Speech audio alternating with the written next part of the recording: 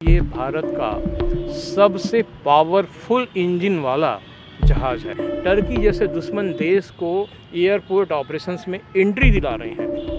इन hacking के जो attempts demonstrated हैं, जो दिखाए जा चुके हैं चाहिए, पर एक जो दूसरा एंगल है सिक्योरिटी लैप्सेस का या किसी अनहोनी आतंकी 2015 से लेकर 2024 तक इसमें 32 छोटी बड़ी प्रॉब्लम्स इंडिया में संज्ञानन हिस्ट्री में फ़्लाइट की हिस्ट्री में अब तक ऐसा कोई हादसा नहीं है। हम विश्व गुरु होने की बात करते हैं तो हर नागरिक को, हर एम्प्लॉई को, हर पॉलिटिशियन को, हर व्यक्ति को विश्व शक्ति के नज़रिए से अपने आप को, और एक बार तो इस जहाज़ को जब इसमें गियर शिफ्ट में प्रॉब्लम आ गई थी तो कोलकाता से वापस दिल्ली बुला लिया गया था। तो राइट वाले इंजन को उसने गलती से लेफ़्ट की जगह राइट वाले इंजन को ऑफ़ कर दिया। बहुत बड़ी दुर्घटना है।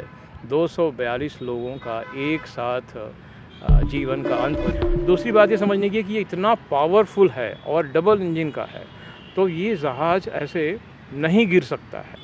नमस्कार, आप मेरे साथ देख रहे हैं the Baghel insight of Baghelkhand और मैं हूं आपके साथ उदित। हाल ही में हमने गुजरात में एक भयानक विमान हादसा देखा, जहां पर अहमदाबाद से लंदन जा रही फ़्लाइट जिसमें 242 लोग काल की गति में समा गए, और अब उसके बाद तरह तरह के कयास लगाए जा रहे हैं विमान दुर्घटना को लेकर। इसी बीच हमारे साथ हैं इंडोलॉजिस्ट डॉक्टर ललित मिश्र, जिन्होंने काफ़ी बहुत काम किया है एविएशन और इस पूरे सेक्टर में। आज हम उनसे जानेंगे क्या था वो पूरा हादसा और क्या थे उसके पीछे की वजह जो उन्हें महसूस होती हैं, और हमारे दर्शकों के भी जो एक तरह से हम बोल सकते हैं कि संदेह हैं, उन पर भी बात करेंगे और सुलझाने की कोशिश करेंगे यह पूरा घटनाक्रम। तो पहले तो बहुत बहुत स्वागत है आपका द बघेली में। जी, बहुत बहुत धन्यवाद आपको मुझे इस हादसे को एक्सप्लेन करने के लिए। देखिए, ये बहुत बड़ी दुर्घटना है।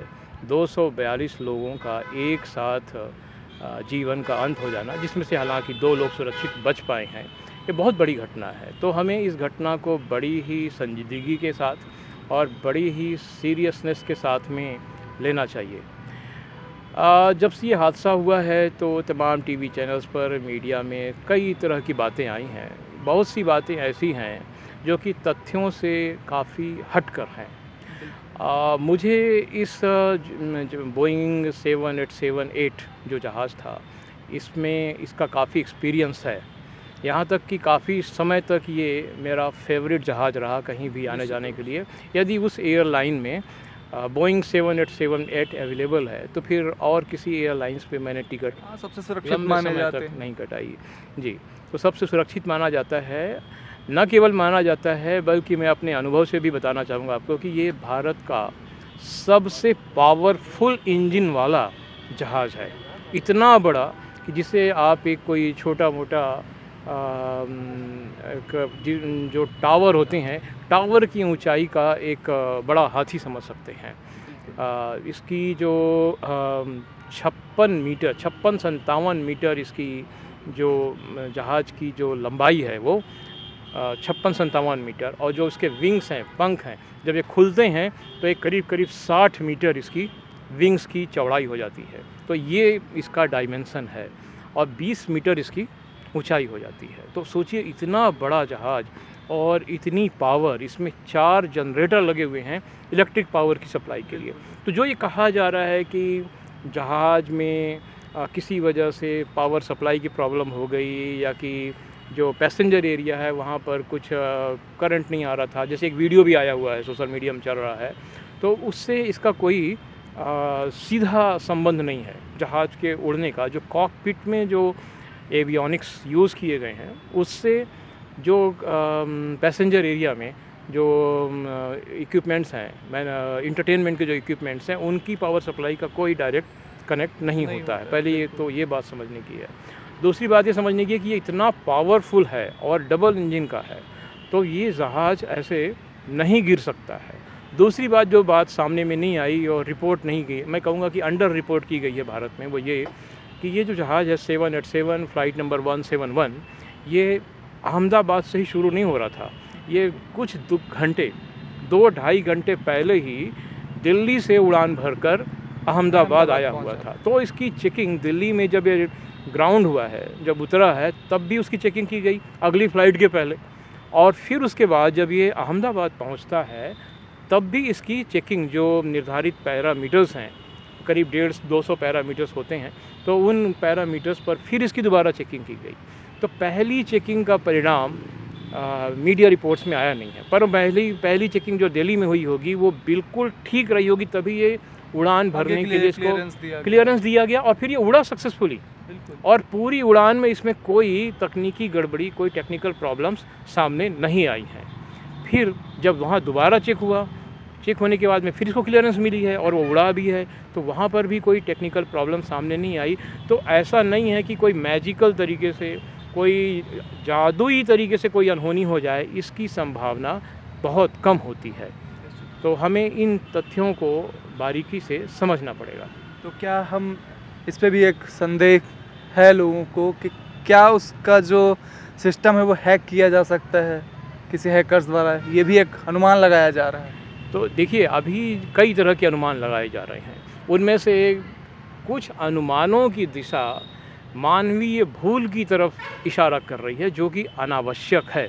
बिना जांच किए हुए हमें इन अनुमानों से बचना चाहिए, हमारे पत्रकारों को और जो भी लोग एक्सपर्ट्स आ रहे हैं उन्हें भी, क्योंकि इसमें जो जिम्मेदारी का बिंदु है, उस जिम्मेदारी के बिंदु से डाइवर्जन किया जा सकता है, उस जिम्मेदारी के बिंदु को पायलट पर थोपा जा सकता है। इसलिए हमें बहुत बारीकी से समझना चाहिए कि पहली बात तो जैसे सारे चेक्स होने के बाद में ये उड़ा दोनों जगह, मुंबई, दिल्ली और अहमदाबाद में। इसके बाद ये दिन का समय था, दोपहर का समय था। इस समय ऐसा नहीं है कि पायलट को नींद का झोंका आ रहा है या दूसरा जो को पायलट है वो भी नींद में है। तो जो कहा जा रहा है कि मैनुअल मिस्टेक हुई, उसने दो में से लेफ़्ट वाले इंजन में कोई प्रॉब्लम थी तो राइट वाले इंजन को उसने गलती से लेफ़्ट की जगह राइट वाले इंजन को ऑफ़ कर दिया, ये हास्यास्पद है। हाँ, बिल्कुल। क्योंकि दिन में और पूरे होशो हवास में, और जहाज़ मुश्किल से अभी 190 मीटर की ऊंचाई तक ही उड़ा है।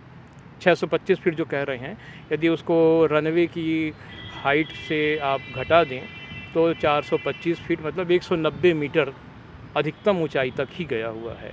तो ऐसी हालत में ये संभावना बिल्कुल नहीं है कि वो लेफ़्ट की जगह पर राइट इंजन को स्विच ऑफ कर देगा। तो फिर इसके बाद दूसरा कारण है कि आखिर गिरा कैसे? तो गिरा तो इंजन फेलियर की वजह से ही है। अब सवाल है इंजन फेलियर क्यों हुआ? तो इंजन फेलियर होगा जब पावर सप्लाई नहीं होगी। पर जैसा मैंने कहा कि इस बोइंग में 4 जनरेटर होते हैं, तो ऐसा भी नहीं कि एक बार में चारों जनरेटर फेल हो जाएंगे और इलेक्ट्रिक पावर सप्लाई बंद हो जाएगी।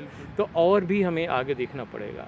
कुछ लोग कह रहे हैं कि जो मेन लाइन है पेट्रोल की, वो मेन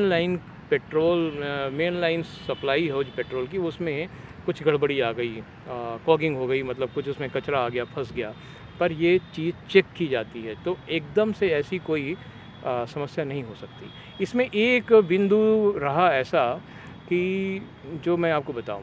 अच्छा, वैसे एक बात और बताना चाहूँगा कि ये जो बोइंग 787 है, ऐसा नहीं है कि ये बहुत पावरफुल है, बोइंग के द्वारा बनाया गया है, तो इसमें कभी कोई प्रॉब्लम्स नहीं रही। हाँ, बिल्कुल। 2015 से लेकर 2024 तक इसमें 32 छोटी बड़ी प्रॉब्लम्स इंडिया में संज्ञान में आई हैं, इंडिया में रिपोर्टेड हैं। और एक बार तो इस जहाज़ को जब इसमें गियर शिफ्ट में प्रॉब्लम आ गई थी तो कोलकाता से वापस दिल्ली बुला लिया गया था। तो ऐसी प्रॉब्लम भी हुई। तो लेकिन जो प्रॉब्लम्स आती थी वो गियर शिफ्ट की हैं, या कि कॉकपिट में जो है कुछ उसमें कुछ धक्का लग गया तो कुछ प्रॉब्लम आ गई, तो या किसी इंटरटेनमेंट की से रिलेटेड प्रॉब्लम है। कोई ऐसी प्रॉब्लम नहीं आई कि जो जीवन के लिए फैटल हो, जिसमें जीवन का संकट होता हो। ये पहली है और बहुत बड़ी है।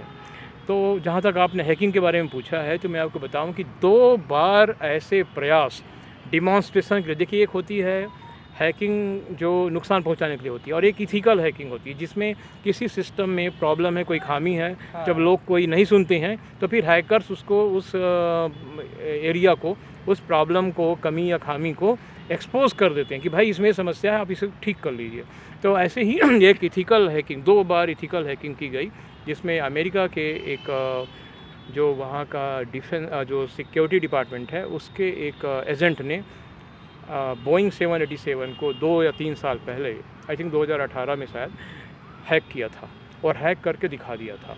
उसने क्या किया, आप सीट के नीचे जो सिस्टम रहता है इलेक्ट्रॉनिक्स, उससे अपने लैपटॉप को जोड़ा, उसके थ्रू वो कॉकपिट पर पहुंचा और कॉकपिट पर की जो रिकॉर्डिंग होती है उसको एक्सेस करके दुनिया के सामने दिखा दिया। एक दूसरी बार उसी ने एक और अटेम्प्ट किया और एक बाहर से भी हुआ शायद, तो उसमें क्या हुआ, उन्होंने इंजन को भी एक्सेस कर लिया। अब बोइंग की तरफ से कभी ये सफाई नहीं दी गई है कि इन हैकिंग के जो अटेम्प्ट्स डिमॉन्स्ट्रेटेड हैं, जो दिखाए जा चुके हैं, उन पर बोइंग ने एक्शन क्या लिया। क्या ये जो एरिया है, हैकेबल जो पॉइंट्स हैं, क्या इन पर कोई सिक्योरिटी सिस्टम बढ़ाया गया, सिक्योरिटी बीफ अप की गई, या इसमें कोई फायरवॉल एक्स्ट्रा लगाया गया। नॉर्मली ये कहा जाता है कि जो प्लेन होता है, ये प्लेन और जो बाहर की दुनिया का जो हैकिंग सिस्टम है, इन दोनों के बीच में कोई डायरेक्ट कनेक्टिविटी नहीं है, तो हैक नहीं किया जा सकता, क्योंकि ये आइसोलेटेड मोड में उड़ रहा है ना। हाँ, ये किसी एयरपोर्ट के सिस्टम से वायर के थ्रू कनेक्टेड नहीं है, तो वायर के थ्रू कनेक्टेड नहीं है तो कैसे हैकिंग करेंगे। लेकिन हैकिंग फिर भी पॉसिबल है, जैसा कि इसने किया, वो जो प्लेन था, प्लेन के भीतर ही बैठ के उसने हैक कर लिया और इन्जॉय करता रहा, बाद में उसने डिमॉन्स्ट्रेट किया हुआ। तो हैकिंग पॉसिबल है। कहने का मतलब है कि जिस तरह से अभी जब जो ब्लैक बॉक्स रहा, ब्लैक बॉक्स की जब खोज की जा रही थी, तब NIA और जो दूसरी हमारी सिक्योरिटी एजेंसीज़ हैं, गुजरात की जो स्पेशल टास्क STF है, वो भी थी। इससे पता लगता है कि हमारी सरकार भी जो दूसरा एंगल है, जो हम कहेंगे कि नहीं होना चाहिए, पर एक जो दूसरा एंगल है सिक्योरिटी लैप्सेस का या किसी अनहोनी आतंकी घटना का, उस पर भी लग रहा है कि सरकार की एक नज़र ज़रूर बनी हुई है। अब ब्लैक बॉक्स सामने आ गया है तो पता लग जाएगा कि क्या कारण संभावित हैं, किंतु ये कई बार देखा गया। देखिए, मैंने जो DGCA है, directorate general of civil aviation, जो पूरे भारत की जो इतनी फ्लाइंग है और एयरपोर्ट ऑपरेशन है, सबको मेंटेन करता है। अच्छा, मैं आपको एक अपना आश्चर्य बता दूं, सरप्राइज़, क्योंकि जब तक मैं DGCA के ऑटोमेशन का काम देखता रहा, हमने 2017-18 में DGCA का पूरे ऑपरेशन को कंप्यूटराइज डिजिटल किया है मैंने। तो जब तक मैं उसके साथ जुड़ा हुआ, तब तक टर्की की कोई भी कंपनी एयरपोर्ट ऑपरेशन में इन्वॉल्व नहीं थी। मैं आपको बहुत सीरियस बात बता रहा हूँ। टर्की टेक्निक का नाम लगातार सामने आ रहा है कि तो टर्की की कोई भी कंपनी एयरपोर्ट ऑपरेशन को मैनेज नहीं कर रही थी। फिर अचानक अभी जब टर्की से भारत के संबंध खराब हुए और टर्की ने पाकिस्तान को सपोर्ट किया, तब मैंने न्यूज़ में पढ़ा कि टर्की कई एयरपोर्ट्स के ऑपरेशंस को हैंडल कर रही है। तो हमें ये जानना ज़रूरी है कि सिस्टम में बैठे हुए ऐसे कौन से लोग हैं जो कि भारत के हितों की अनदेखी करके टर्की जैसे दुश्मन देश को एयरपोर्ट ऑपरेशंस में एंट्री दिला रहे हैं।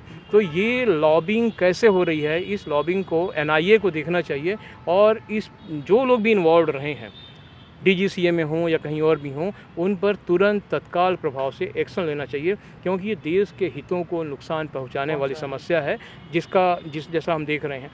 एयरपोर्ट ऑपरेशन में यदि कोई घुस गया, तब तो वो पूरे हमारे जो एयर ट्रैफिक सिस्टम है उसको पूरा ख़राब कर सकता है, पूरा एक्सेस से ख़राब कर सकता है। किसी भी तरह की कोई भी समस्या कहीं भी उत्पन्न की जा सकती है। तो ये दो बातें हैं। दूसरी बात है कि जो अपना पायलट हैं मिस्टर सभरवाल, उनकी हमें तारीफ़ करनी पड़ेगी कि उन्होंने अंतिम बिंदु तक, जहाँ तक इस जहाज़ को कंट्रोल में रखा जा सकता था, वहाँ तक उन्होंने अपने कंट्रोल में रखा है। वो बचा नहीं सके खुद को और जहाज़ को भी नहीं बचा सके, ये बात तो है। पर यदि इसमें कोई एवियोनिक्स का या इंजन फेल होने पर कोई इंजन से संबंधित मैन्युफैक्चरिंग या डिज़ाइनिंग की प्रॉब्लम है, तो फिर हमें बोइंग को, और जो बोइंग का इंजन बनाने वाली कंपनी है GE, जनरल इलेक्ट्रिक, अब ये वही जनरल इलेक्ट्रिक है जो हमारे तेजस को भी इंजन सप्लाई करने वाली है। अभी लग रहा है कि सरकार इसमें दोबारा सोच रही है, क्योंकि उन्होंने बहुत डिले कर दिया, 2 साल, लगभग 2 साल का डिले हो गया है इंजन सप्लाई में। तो इन पर भी उंगली उठनी चाहिए और सरकार को पॉलिसी बनानी पड़ेगी कि किस तरह से हम जो नॉन कंप्लायंस है, नॉन कंप्लायंस भी कई तरीके का होता है। ये होता है, एक तो होता है कि ब्यूरोक्रेसी के लेवल पर, कोई इश्यूज़ आते हैं तो ब्यूरोक्रेसी और एयरलाइंस होती हैं, दोनों के मैनेजमेंट मिलके आपस में बैठ जाते हैं, अंडरस्टैंडिंग डेवलप कर लेते हैं और फिर उसको चीज़ों को सतही तौर पर देख करके निपटा दिया जाता है। ये चीज़ भी भारत में नहीं होनी चाहिए। देखिए, भारत अभी अपने आप को विश्व स्तर पर उठा रहा है। हम अभी चौथी सबसे बड़ी इकोनॉमी बन रहे हैं, हम विश्व गुरु होने की बात करते हैं।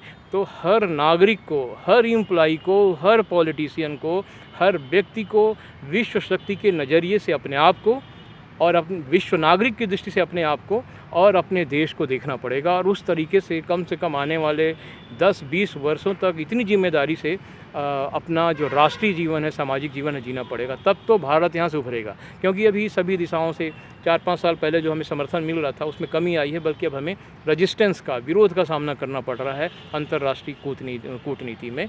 तो हमें अपना नज़रिया बदलना पड़ेगा। तो फिलहाल हैकिंग की एक संभावना बनती है, क्योंकि ये डिमॉन्स्ट्रेटेड है। अंतिम निष्कर्ष पे पहुंचने की कोशिश करते हैं। आप एविएशन को लगातार काफ़ी नज़दीक से देख रहे थे, तो क्या आपको लगता है कि कोई ऐसी घटना है जो अभी तक इतिहास में ऐसी कोई सामने नहीं आई है, यही वजह हो सकती है जो अभी तक मतलब पढ़ी ही नहीं गई हो सेक्टर में? जी, जिस तरह से जब वेदर फ्रेंडली है, हवा की स्पीड ज़्यादा नहीं है और जो कहा जा रहा है कि जो ईंधन भरा हुआ है उसमें 1.25 लाख, ये बिल्कुल भी आश्चर्यजनक बात नहीं है, क्योंकि वो डिज़ाइन ही किया गया है इतना ईंधन लेकर उड़ने के लिए। उसमें देखिए 13,500 किलोमीटर नॉन स्टॉप बोइंग 778 उड़ता है और हर रोज़ उड़ता है। फिर उसमें दोनों इंजन का एक साथ फेल होना, जबकि इसमें 4 जनरेटर्स लगे हुए हैं, जो automatic power supply check system लगा हुआ है और जो लोड की बात कही जा रही है तो लोड को चेक करने का भी सिस्टम लगा हुआ है। तब दोनों इंजन का दिन दहाड़े फेल होना और 190 मीटर की ऊंचाई पर जाकर फेल होना, मतलब इंजन को पावर उड़ने की नहीं मिली। लेकिन उसमें ये बात भी है कि आप देखेंगे यदि गहराई से, तो जब ये विमान नीचे की तरफ आ रहा था तो कंट्रोल था, स्मूथली नीचे आया है ना, एकदम फ्री फ्लो नहीं हुआ है कि ऊपर से जहाज़ जो है ना ताबूत की तरह से नीचे गिर जाए। जैसे कोई आपका शटल, बैडमिंटन खेलते हैं तो शटल आपने ऊपर उठाई और फिर वो शटल नीचे गिर जाए, इस तरीके से नहीं गिरा। तो इसका मतलब है कि पायलट के कंट्रोल में था और सिस्टम ठीक तरीके से काम कर रहा था। अचानक उसमें समस्या आई, तो जो ये अचानक जो सरप्राइज़ एलिमेंट है, ये इस तरह का सरप्राइज़ एलिमेंट अभी तक विमान की हिस्ट्री में, एविएशन हिस्ट्री में कोई ऐसा इतना बड़ा, जब तक यदि हम इनको जो आतंकवादी घटनाएं हैं, जैसे कनिष्क का विमान था उसको बम से उड़ा दिया गया, ऐसी कोई घटना को जो कभी हुई है उसे छोड़कर विमानन हिस्ट्री में, फ़्लाइट की हिस्ट्री में अब तक ऐसा कोई हादसा नहीं हुआ है इन ऐसे माहौल में। तो निश्चित रूप से कोई नया कारण सामने आए या फिर कोई दुस्साहस हैकिंग की तरह से या कोई अनहोनी आतंकवादी घटना, ये चीज़ें हो सकती हैं। आतंकवादी का मतलब ये नहीं है कि उसमें बम ही लगाया गया हो, आतंकवादी का मतलब सिस्टम को फेल किया गया हो। तो ये सारी चीज़ें आ सकती हैं और हम कहते हैं कि 0.001% मान लें कि कोई मैनुअल जो कहा जा रहा है, हालांकि वो असंभव है। 0.001% ही उसकी आशंका है, क्योंकि सुबह का 4 बजे का समय होता तो हम कहते भी कि पायलट ने लेफ़्ट इंजन की जगह राइट इंजन को ऑफ कर दिया। ऐसी घटना की संभावना नहीं है। बहुत धन्यवाद आपका हमारे चैनल से बात करने के लिए। तो ये थे हमारे साथ इंडोलॉजिस्ट डॉक्टर ललित मिश्र, जिन्होंने अपने पूरे विचार रखे और आशंकाओं को दूर करने की कोशिश की है हमारे चैनल के माध्यम से। आप जुड़े रहिए और देखते रहिए द बाघेली।